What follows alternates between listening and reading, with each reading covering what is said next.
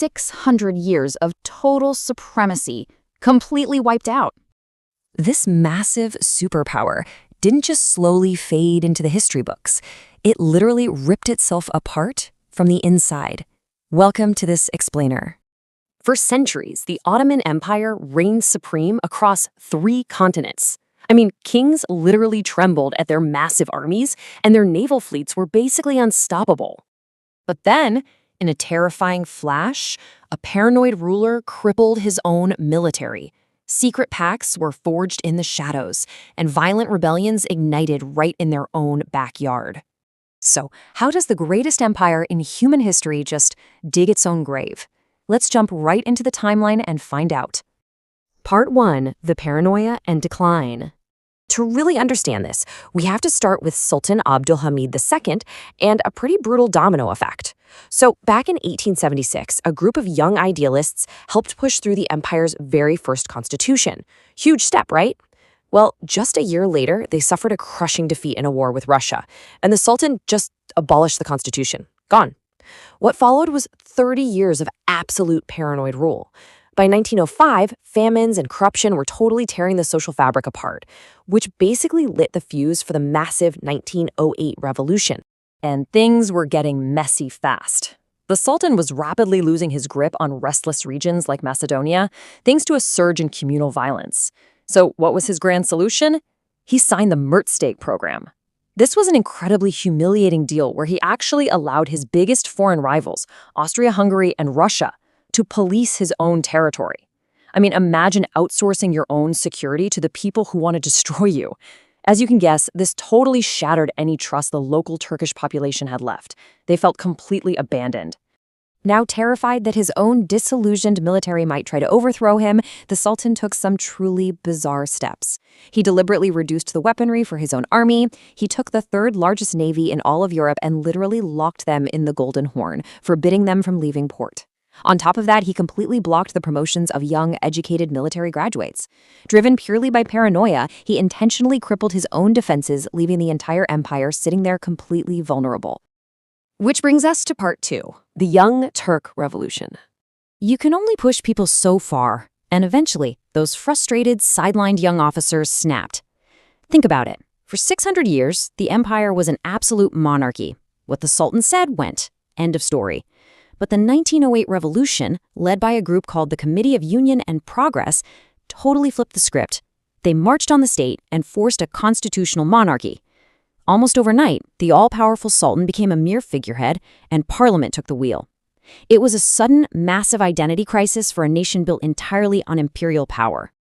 And that leads right into part 3, crumbling at the edges. This chaotic internal power struggle, it basically broadcasted extreme weakness to every opportunistic neighbor they had. The blood was in the water and the sharks swarmed immediately. In 1911, Italy attacked. Literally the next year, the Balkan Wars erupted. It was just this relentless cascade of failure that rolled straight into the Great War in 1914, leading them right to the devastating armistice of Mudros in 1918, and finally, the absolute death blow, the Treaty of Sèvres in 1920. Just to put this into perspective, the sheer amount of land they lost in those few short pre-war years is absolutely staggering. We're talking Tripoli, Libya, Macedonia, Albania, and almost all of their European holdings, just swallowed up by Italy and the newly formed Balkan League. The empire wasn't just losing battles, it was physically shrinking at a terrifying rate. Let's look at part 4, the Great War Blunder. Feeling incredibly vulnerable, the Ottomans were absolutely desperate to reclaim their naval supremacy. They even crowdfunded 2 state-of-the-art British battleships. I'm talking school kids donating their pocket money for this. But the British never delivered the ships. Stung by this massive public humiliation, the Ottomans made a catastrophic miscalculation. In August of 1914, they signed a secret mutual pact with Germany. Their demands? Germany had to help secure peace deals with Romania and basically hand over the entire Aegean Islands. It was a wild, desperate gamble that dragged them headfirst into World War I, firmly planted on the losing side. Moving on to part 5, the Treaty of Sèvres.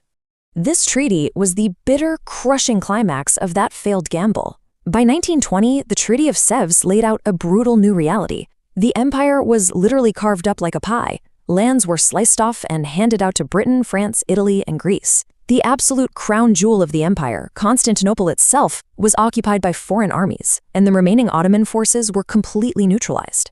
This wasn't just a punishment, it was a death warrant. Which brings us to our final chapter, Part 6, Rise of a Republic.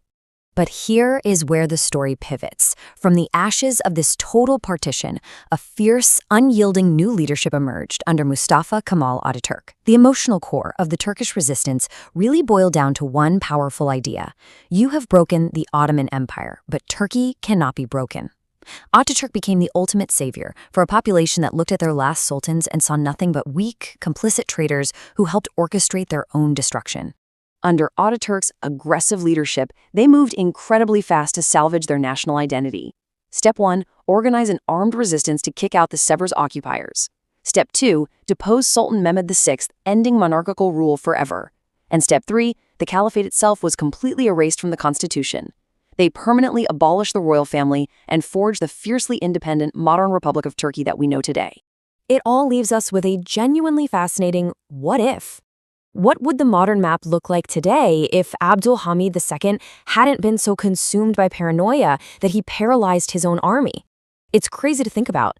One man's intense fear, followed by a chain of desperate gambles, caused a 600-year legacy to just vanish. Thank you so much for joining me for this explainer. I really hope it sparked your curiosity, and I'll catch you in the next one.